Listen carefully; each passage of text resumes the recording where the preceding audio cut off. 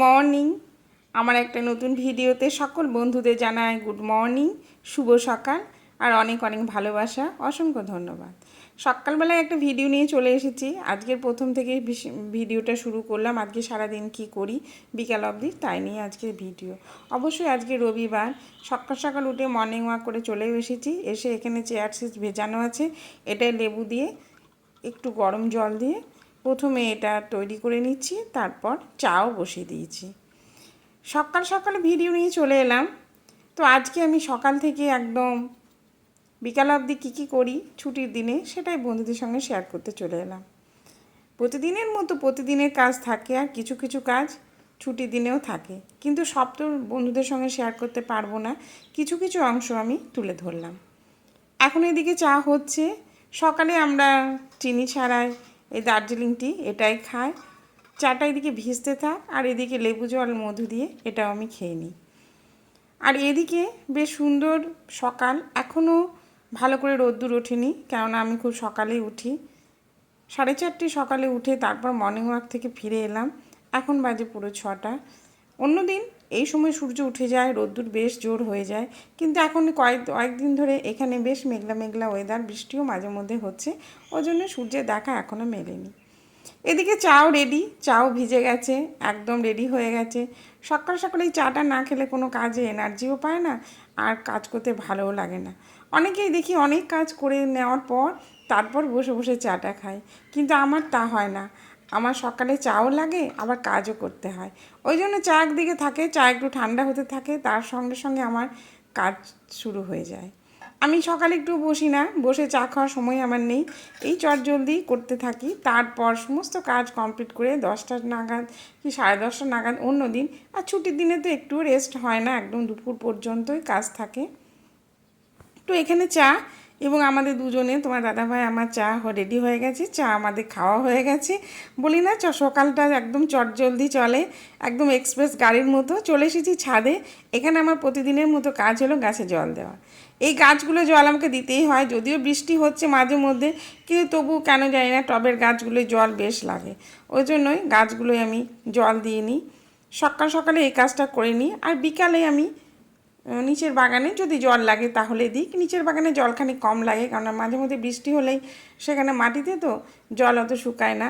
আর এখানে যেহেতু টবের মধ্যে গাছগুলো আছে, আর ছাদে ভীষণ রোদ্দুর, সকাল থেকে একদম বিকাল অবধি রোদ্দুর থাকে, ওই জন্য জলটা একটু বেশি দিতে হয়। খুব গরমের দিনে দুবেলাই জল দিতে হয়, সকাল বিকাল। কিন্তু এখন যেহেতু গরমটা অনেক কমে গেছে, মানে গরম কমেনি, সূর্যের যে তাপটা, রোদ্দুরটা কমে গেছে, মাঝে মধ্যে মেঘলা ওয়েদার আর মাঝে মধ্যে বৃষ্টি হচ্ছে, ওই জন্যই এখন দিনে একবার করে সকালবেলায় যদি ভালোভাবে জল দিয়ে দিই তাহলেই হয়ে যায়, আর জল লাগে না। তো এইদিকে আমার জল দেওয়ার পর এই গাছগুলো দেখছি একদম ফুলে ভরে গেছে। প্রত্যেক দিন আমার কাছে প্রচুর পরিমাণে জবা, দোপাটি, টগর এইগুলো ফোটে। আর ঠাকুরের পুজোর জন্য নিচের বাগান থেকে ফুল আনার দরকার হয় না, এখান থেকে প্রচুর পরিমাণে আমি ফুল পাই, আর বাজার থেকে ফুল কেনাও লাগে না। বেশ সুন্দর। দেখো এখন তো খুব সকাল, ওই জন্য জবাগুলো খুব ভালো ফোটেনি। কিছুক্ষণ পর যখন রোদ্দুরটা ভালোভাবে উঠবে, কি 7:30 8টার দিকে, তখনই জবাগুলো ফুটে যায়। তো আমার ছাদে অনেকগুলোই গাছ আছে, উপরের ছাদেও আছে, কিন্তু উপরের ছাদে আমি এখন আর দেবো না, সেটা আমি বিকালে দেবো। গুড মর্নিং, আবার একবার গুড মর্নিং, কেননা এখনই তোমাদের সামনে এলাম। স্নান হয়ে গেছে, এখন ফুল তুলবো, ঠাকুরের পুজো করব, ফুল তুলবো, তারপর ঠাকুরের পুজো, তারপর যাবো রান্নাঘরে। আর কাছে দূরে সকল বন্ধুদের অনেক অনেক ভালোবাসা। তোমরা সবাই ভালো থাকো, সুস্থ থাকো, আর আমার ভিডিও দেখতে থাকো। চলো ফুল তুলি। আজকে অনেকগুলো জবাও ফুটেছে, দুটো একটা ফুল ঠাকুরের জন্য না নিলেও যেন কেমন ফাঁকা ফাঁকা লাগে, ওই জন্যই ফুল তুলে তারপর পুজো করব। তারপর আজকে রবিবার, যেহেতু রবিবারে কাজ রবিবারের মতোই শুরু হবে, সবই কাজ চলবে। চলো তাহলে দেখতে থাকো আজ সারাদিনের কী টুকিটাকি করছি, সেই সব দিন নিয়েই আমি একটা করেই ব্লগ ভিডিও দিই সপ্তাহে, কেন রবিবারটা আমি কীভাবে কাটালাম সেটা নিয়ে। অন্যদিন ব্যস্ততম দিনের মধ্যেই কেটে যায়, কিন্তু রবিবার দিন একটু সময় থাকে, তাই তোমাদের সঙ্গে একটু সেটাই শেয়ার করতে চলে এলাম। চলো দেখতে থাকো।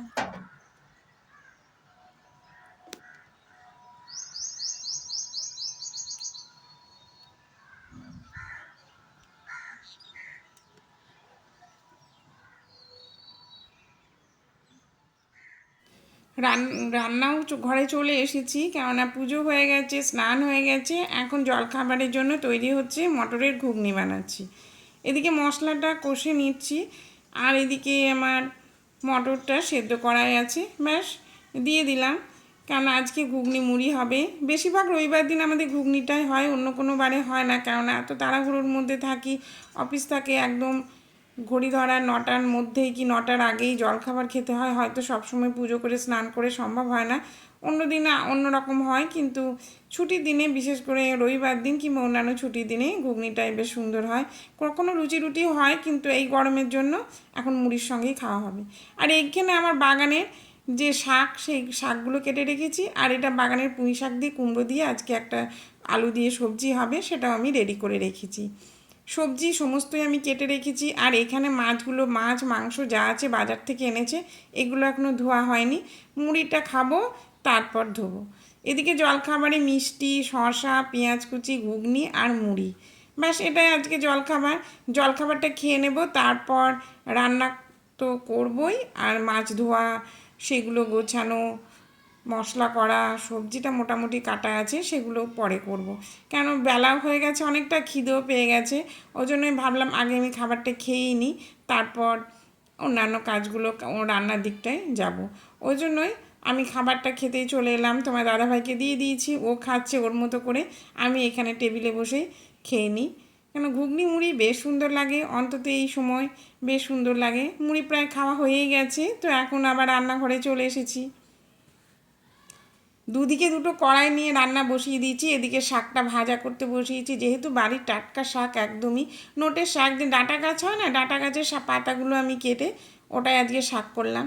তো বেশ সুন্দর লাগে রসুন দিয়ে ভাজা করলে। আর এদিকে মাছও ধোয়া হয়ে গেছে। মাছগুলো আজকে হবে না, বড় মাছগুলো বক্সে তুলে রেখেছি, কিছু মৌরালা মাছও এনেছে। আর এদিকে আজকে চিকেন এনেছে। তো বৃষ্টি বৃষ্টির দিন, গরম, ওই জন্য ভাবলাম চিকেন নিয়ে এসো। আর এদিকে মাছের যে ফিলেগুলো, যেগুলো পেটির দিক, সেটা আমি কেটে রেখেছি। এটা অন্য দিন অন্য রকম কিছু করে করব। আর মাছের তেলটাও ধুয়ে রেখেছি। আর মৌরালা মাছের সঙ্গে কিছু চিংড়ি মাছ ছিল, এগুলোই ভাবলাম কুমড়োর সবজিতে দিয়ে দেবো, বেশ ভালোই লাগবে খেতে। মোটামুটি আমার গোছানো হয়ে গেছে। এই মাছগুলো সব ফ্রিজে তুলে দেবো, আজকে চিকেনটায় রান্না করব।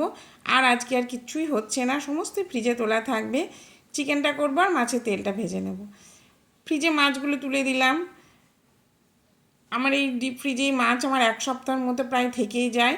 তারপর যদি লাগে তো সপ্তাহের লাস্টের দিকে একটু আনা হয়, কিন্তু বেশিরভাগ আমাদের বেশি করে আনাই থাকে, এটাই হয়েই যায়। আমরা দুটো মানুষ থাকলে কোনো অসুবিধা নেই। তো ব্যাস এগুলো ভালো করে রেখে দিলাম। এই আজকের দিনটা রবিবার দিন, আর শনিবার দিন ভীষণ একটু ব্যস্ত থাকি। রবিবারে বাজারে মাছ মাংস এইগুলো আসে, আর শনিবারে বাজারে সবজি ফল আসে, সেগুলো ধুয়ে সমস্ত গুছিয়ে তুলে রাখা একটা বিরাট কাজ। এদিকে দেখি বেশ বৃষ্টি আরম্ভ হয়ে গেছে, কালো হয়ে চারিদিকে মেঘ করে বৃষ্টি শুরু হয়ে গেছে। রান্নাও হচ্ছে, আর এদিকে রান্নাঘরে জানালা দিকে দেখছি বেশ বৃষ্টি হচ্ছে, জোর বৃষ্টি হচ্ছে একদম। কয়েকদিন ধরে আমাদের এখানে কী যে হয়েছে, প্রত্যেক দিনই বৃষ্টি হয়েই চলেছে।